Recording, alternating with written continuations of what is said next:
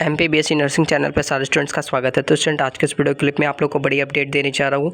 Nursing paramedical courses के students के लिए बहुत बड़ी राहत की खबर निकल के आ रही है। ऐसा बताया जा रहा है कि छात्रों की परीक्षा की तैयारी में पूरी तरह से जुट चुका है यूनिवर्सिटी। इसी माह में आप सभी के रजिस्ट्रेशन भी होने हैं शुरू। तो जो सेशन स्टूडेंट 22-23 के स्टूडेंट हैं सत्र के, उनके भी रजिस्ट्रेशन इस माह से स्टार्ट हो जाएंगे। साथ ही साथ 21-22 के सेशन के स्टूडेंट के एग्ज़ाम्स में इस बार किस तरह के प्रश्न पत्र पूछे जाएंगे, उनको किस तरह से आंसर देना, उस बात को भी अच्छे से समझेंगे। PNST के रिजल्ट को लेकर के भी अपडेट लेंगे कि क्या कुछ हुआ है या नहीं। तो चलिए पूरी बात को अच्छे से समझते हैं, वीडियो क्लिप को स्टार्ट करते हैं। कि स्टूडेंट रजिस्ट्रेशन पोर्टल के लिए डेट जो है वो तारीख जारी कर दी गई है। यहाँ पे 27 अगस्त से लेकर के 27 सितंबर 2024 तक जो है आपको यहाँ पे रजिस्ट्रेशन की बताई जा रही है, जिसमें नर्सिंग संकाय के जितने भी स्टूडेंट रह चुके हैं जो 2022 से 23 के सेशन में एडमिशन लिए थे, उनके लिए रजिस्ट्रेशन की डेट जो है निकल चुकी है।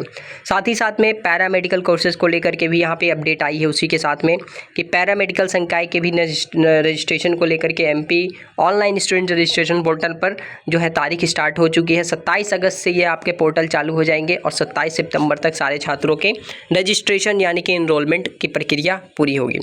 नर्सिंग स्टूडेंट्स को एक और अपडेट मैं देने जा रहा हूं, जिसमें ये बताया जा रहा है कि जो छात्रों के लिए है, जो सेशन 2 साल लेट चल रहा है छात्रों का जो सत्र है, तो विश्वविद्यालय जो मेडिकल विश्वविद्यालय नर्सिंग पैरामेडिकल सत्र जो 22-23 है, उसके नामांकन के लिए तो तिथि इनरोलमेंट जो है डेट निकाल चुकी है यूनिवर्सिटी ऑफिशियली। और साथ में साथ ये भी बता दूं कि कोर्ट के आदेश के बाद 21 से 22 सेशन के जो भी बचे हुए छात्र थे जिनका नामांकन होना था यानी कि रजिस्ट्रेशन बाकी थी, जो अनसुटेबल डिफिशिएंट कैटेगरीज में आ रहे थे छात्र, उनको परमिशन मिली। इसके वजह से आपके जो है परीक्षा की तिथि को थोड़ा बढ़ाया गया है। तो इसमें आप घबराएं ना, परेशान ना हो। जो आपके परीक्षा की नई तिथि दी गई है सितंबर माह में, उसी माह में सेशन जो है 21-22 के नर्सिंग छात्रों के जो परीक्षा होंगे वो कंडक्ट होंगे। हाईकोर्ट में जो पारित की गई है कि सभी छात्रों के जो है रजिस्ट्रेशन हो, उनको भी परीक्षा में बैठने की अनुमति मिले, इससे छात्रों को बहुत बड़ी राहत मिली है। साथ ही साथ जो नर्सिंग छात्रों के लिए ज़रूरी खबर थी, जो एग्ज़ाम सितंबर में होगा, उसमें देखने को मिला है नया टाइम टेबल जो जारी हुआ है, उसके हिसाब से कई एक छात्र जो थे उनके बहुत सारे प्रश्न उठ रहे थे। तो नर्सिंग पाठ्यक्रम की जो एग्ज़ामिनेशंस की जो एग्ज़ाम डेट थी उसमें बदलाव आया है। वापस से बदलाव आएगा या नहीं, तो मैं बताऊं कि फ़िलहाल कोई उम्मीद नहीं रखिए आप कि वापस से यूनिवर्सिटी कोई डेट में चेंजिंग करने जा रही है, क्योंकि अब नियमित तिथि पर ही परीक्षा आयोजित करने का यूनिवर्सिटी ने फैसला ले चुका है। कोर्ट के डिसीजंस के अकॉर्डिंग आपकी परीक्षा को रोका गया था। बिना विलंब शुल्क के आवेदन करने की सुविधा भी दी गई है। अगर आप लेट हो जाते हैं तो लेट फाइन आपको यहाँ पे नहीं लिया जाएगा। परीक्षा के लिए जो संशोधित कार्यक्रम है वो जारी किया गया है। तो यहाँ पे आपको सत्र 21-22 के छात्रों के लिए भले लेट हुआ परीक्षा में, पता है कि अच्छा खासा समय देर हुआ परीक्षा होने में, लेकिन यूनिवर्सिटी ने उनको अपने तरफ से जो बन पड़ा है वो रिलैक्सेशन प्रोवाइड की है। बताया जा रहा है 29 जुलाई को उच्च न्यायालय ने अपात्र नर्सिंग कॉलेज के छात्र छात्राओं को भी परीक्षा में सम्मिलित करने के निर्देश दे दिए हैं। इस आदेश के अंतर्गत संबंधित कॉलेजों के छात्र छात्राओं को परीक्षा पूर्व नामांकन जारी किया जाना है। इसके लेकर के प्रक्रिया पूरी करनी है। तो विश्वविद्यालय ने 6 अगस्त से जो डेट होनी थी उसको बढ़ा करके नई तिथि जो है अगले माह में आयोजन करने का निर्णय लिया है। एग्जामिनेशन में किस तरह के प्रश्न पूछे जाएंगे, तो कई एक स्टूडेंट बोल रहे थे कि सर परीक्षा को लेकर के कुछ टिप्स दिया जाए हम लोगों को, परीक्षा में किस तरह से प्रश्न आएंगे, उनके उत्तर हमें आंसर कैसे लिखना है, कितने आंसर्स लिखें कि किस अकॉर्डिंग मुझे कितना स्कोर मिले, ज़्यादा से ज़्यादा स्कोर करने के लिए क्या किया जाए। तो पहला पेपर आपका एनाटॉमी फिजियोलॉजी का होगा। मैंने प्रीवियस वीडियो में भी आपको प्रीवियस ईयर पेपर्स दे रखे हैं, आप जाके हमारे चैनल पे वीडियो क्लिप सेलेक्ट करके देख सकते हो। प्रीवियस ईयर क्वेश्चन पेपर, उसको कैसे हैंडल करना है, कैसे सॉल्व करना है, सारा कुछ मैंने वहाँ पर बताया।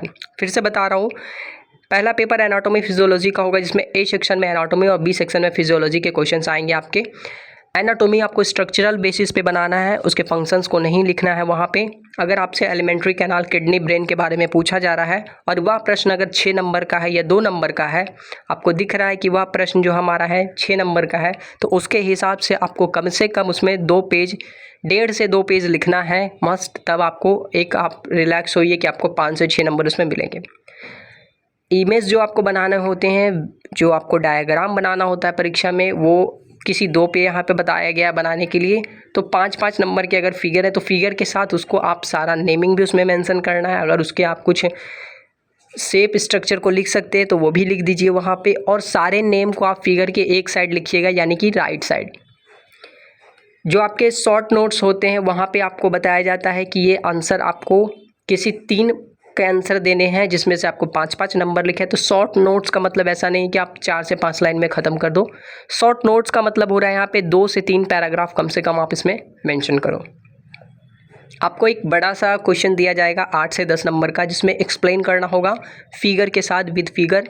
तो यहाँ पे हार्ट का दिया है, तो हार्ट के स्ट्रक्चर को बना के आप उसके फंक्शन, उसके स्ट्रक्चर को डिटेल में लिख सकते हो, उसके शेप साइज़ के बारे में, उसके वेट के बारे में, उसके कनेक्शन के बारे में, कहाँ से कहाँ आपका कनेक्ट होता है, कौन सा आर्टरी, कौन सा वेन है ना, कौन से चैम्बर्स से आपका क्या होता है, वो आप लिख सकते हो पूरी तरह से डिटेल में। इसके आंसर को आप कम से कम 8 से 10 नंबर के हैं तो 3 पेज आप कम से कम ले जाओ इसको। फिर आते हैं कुछ शॉर्ट टाइप के, जिसमें आपको फंक्शन पूछा जा रहा है, ठीक है। तो फंक्शन किसी 5 पे लिखना है, ठीक है, 2-2 नंबर के हैं। तो यहाँ पे आप ज़्यादा ना लिखें, आधा पेज बहुत है आपके लिए, आधा पेज या फिर 1 पेज भी आप लिख सकते हो अगर आपकी राइटिंग जो है साइज़, फॉन्ट साइज़ आपके बड़े हैं तो। शॉर्ट नोट्स फिर से आपके पूछे जाएंगे। तो मैं समझ रहा हूँ कि आप लोग इतना हिंट देने के बाद समझ गए होंगे कि आपको किसके अकॉर्डिंग क्या कौन सा आंसर देना है। ज़्यादा लिखने के चक्कर में बिल्कुल नहीं रहना है कि हाँ आपने इस क्वेश्चन का आंसर ज़्यादा दे दिया। ये पेपर है पिछले साल के जो जनरल प्रमोशन के एग्ज़ाम हुए थे स्टूडेंट्स के, तब के पेपर हैं। तो उससे पहले एग्ज़ाम आपके हुए थे 2020 में, वो भी पेपर यहाँ पे मैं आपको शो कर रहा हूँ। आप यहाँ पे से स्क्रीनशॉट करके प्रीवियस ईयर पेपर को भी देख सकते हो। बाकी मैंने आपको बताया है कि किस तरह से सॉल्व करना है। स्टूडेंट आप लोग को मैं एक टिप्स दे देता हूँ, अगर आप पिछले 3 से 4 साल के प्रीवियस ईयर पेपर्स को देख लेते हो ना, तो आपको काफ़ी हद तक एग्ज़ाम में हेल्प हो जाएगा। मतलब मेरे अकॉर्डिंग आपके जो परसेंटेज हैं वो आपको 60 से 70% तो एकदम आराम से आ जाएंगे, कोई इशू नहीं है अगर आपने प्रीवियस ईयर पेपर को अच्छे से सॉल्व कर लिया है, अच्छे से उसको पढ़ लिया है, याद कर लिया है तो।